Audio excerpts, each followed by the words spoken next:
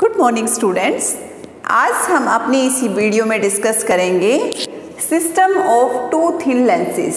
जब हमारे पास सिंगल इंडिविजुअल थिन लेंस था उसके केस में जो हमारा फोकल लेंथ थी उसको हम ऑलरेडी डिस्कस कर चुके हैं। अब अगर हम दो थिन लेंसेज को एक साथ लेके चलते हैं तो उस केस में इस कंबाइंड सिस्टम की फोकल लेंथ क्या होगी उसको हम यहाँ पे डिराइव करेंगे।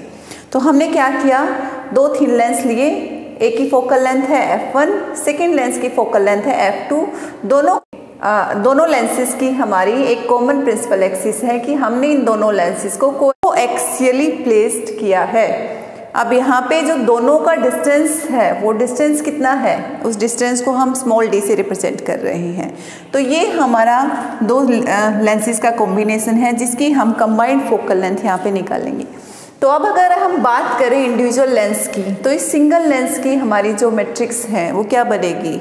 इस लेंस के लिए अगर हम सिस्टम मैट्रिक्स की बात करें तो सिस्टम मैट्रिक्स को हम रिफ्रैक्शन मैट्रिक्स से रिप्रेजेंट कर सकते हैं। क्यों? क्योंकि आपके लेंस की थिकनेस हम ऑलमोस्ट नेग्लिजिबल लेके चल रहे हैं, क्योंकि हमने क्या बात की है, यहाँ पे थिन लेंस की बात की है। तो अगर थिकनेस हमारी ऑलमोस्ट नेग्लिजिबल है तो आपकी रे इस लेंस को पास करते टाइम सिर्फ एक रिफ्रैक्शन फिनोमेना फॉलो करेगी, ट्रांसलेशन नहीं होगा। इसका मतलब इस लेंस की मैट्रिक्स को मैं सिंपल रिफ्लेक्शन मैट्रिक्स से रिप्रेजेंट कर सकती हूँ।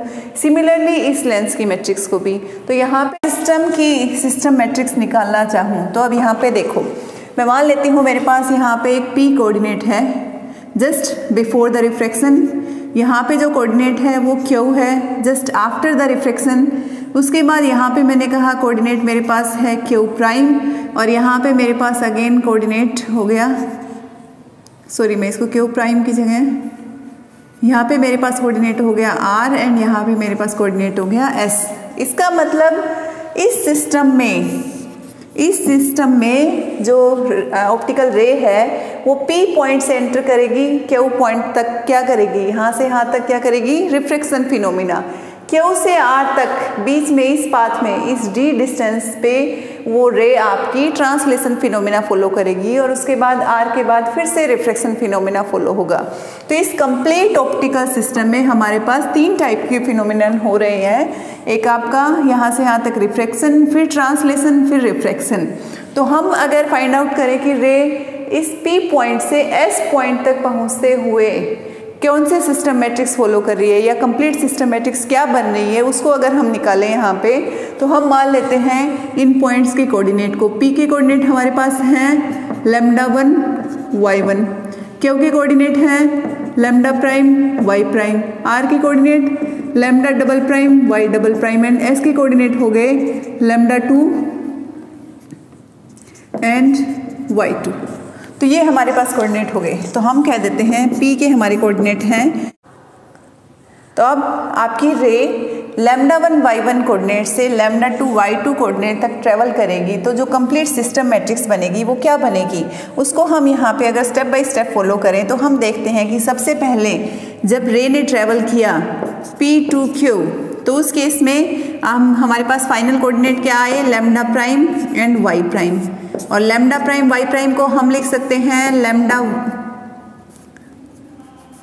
λ1 y1 की फॉर्म में, बट यहाँ पे हम क्या यूज करेंगे उस केस में, P to Q means refraction matrix. और रिफ्रैक्शन मैट्रिक्स यहाँ पे क्या हो जाएगी, 1 माइनस P1 0 1। ओके, ठीक है। अब इस P1 की जगह मैं F1 को यूज कर लेती हूँ, तो ये मेरी क्या होगी 1 माइनस 1 बाई F1 0 1। अब मैं बात कर रही हूँ कि मैं λ double prime y double prime को निकालना है मुझे। इसका मतलब रे ने ट्रेवल किया है from Q to R। Q to R जब आपकी लाइट रे ट्रेवल करती है तो उस केस में यहाँ से यहाँ तक कौन सा मोशन हो रहा है, ट्रांसलेशन फिनोमेना यहाँ पे फॉलो हो रहा है। और जो मीडियम है यहाँ पे हम मीडियम लेके चल रहे हैं μ इक्वल्स टू 1। इसका मतलब एयर में ट्रेवल कर रही है आपकी रे यहाँ पे, तो ये मीडियम आपका एयर है। तो अगर यहाँ पे हम क्या यूज़ करेंगे, अब λ double prime y double prime को हम लिख सकते हैं λ प्राइम y प्राइम की फॉर्म में, बट यहाँ पे मैट्रिक्स हम यूज़ करेंगे ट्रांसलेशन मैट्रिक्स। और ट्रांसलेशन मैट्रिक्स क्या होती हैं, 1 0 d बाई म्यू एंड 1।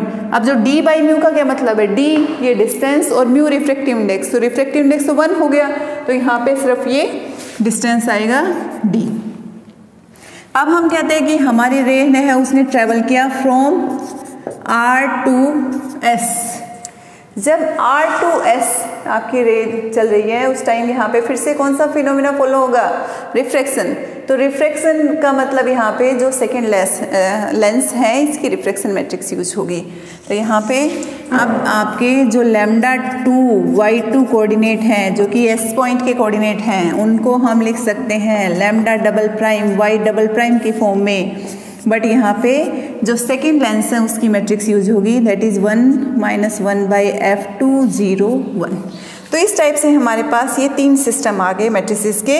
अगर हम बात करते हैं P2S डायरेक्ट, तो इस कंप्लीट मोशन में जब बीम आपकी P2S चली तो जो टोटल आपका λ2 y2 जो फाइनल आपके कोऑर्डिनेट हैं जो बीम इमर्ज करने के बाद फाइनल जो कोऑर्डिनेट बन रहे हैं उनको हम लिख सकते हैं इनिशियल कोऑर्डिनेट की फॉर्म में λ1 y1, बट यहाँ पे हम यूज़ करेंगे इन मैट्रिसेस को। कैसे, λ2 y2 को हम लिख सकते हैं दिस इंटू λ' y', जिसका मतलब सबसे पहले हमने यहाँ पे लिख दिया 1 - 1/f2 0 1।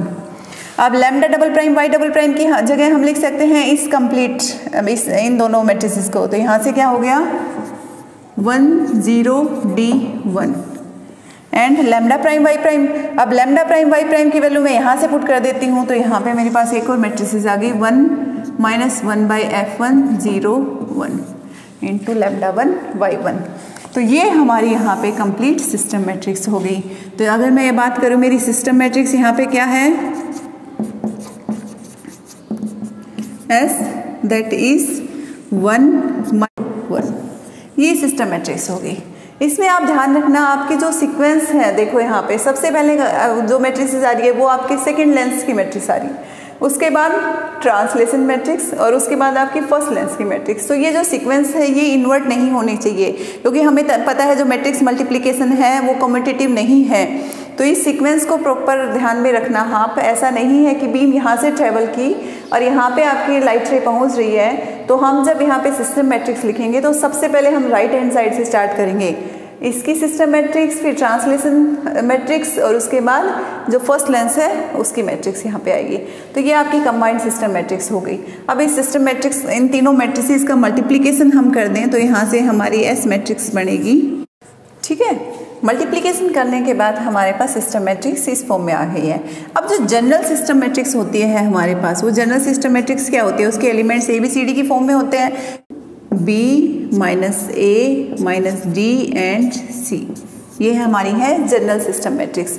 इस जनरल सिस्टम मैट्रिक्स को जब इस ऑप्टिकल सिस्टम मैट्रिक्स से हम कंपेयर करेंगे तो हम देख सकते हैं यहाँ से इन एलिमेंट्स की वैल्यू हमारे पास आ जाएगी ABCD की वैल्यू। तो यहाँ से हम A की वैल्यू को निकालना चाहेंगे इन दोनों के कंपैरिजन करके, तो A की वैल्यू क्या आएगी, A की वैल्यू हमारा ये एलिमेंट होगा। तो यहाँ से मुझे मिलेगा A = 1/f1 + 1/f2 minus d/f1 f2। यहाँ से मुझे ये एलिमेंट मिल गया जब मैंने इन दोनों मैट्रिसेस को कंपेयर किया। तो अब ये जो A एलिमेंट है इसको हमने फोकल लेंथ की फॉर्म में लिखा था, कि मतलब A की रिलेशन फोकल लेंथ के साथ हमने लास्ट टाइम ड्राइव की थी। तो हमें वहाँ से मिला था कि जो A एलिमेंट है उसको हम 1/f की फॉर्म में लिख सकते हैं, या फिर A एलिमेंट का इन्वर्स हमारा फोकल लेंथ के इक्वल होता है। तो अगर यहाँ से हम इस जनरल फोकल लेंथ को पुट करें तो हमारे जो कंबाइंड सिस्टम की फोकल लेंथ आएगी that is 1/f1 + 1/f2 minus d/f1 f2।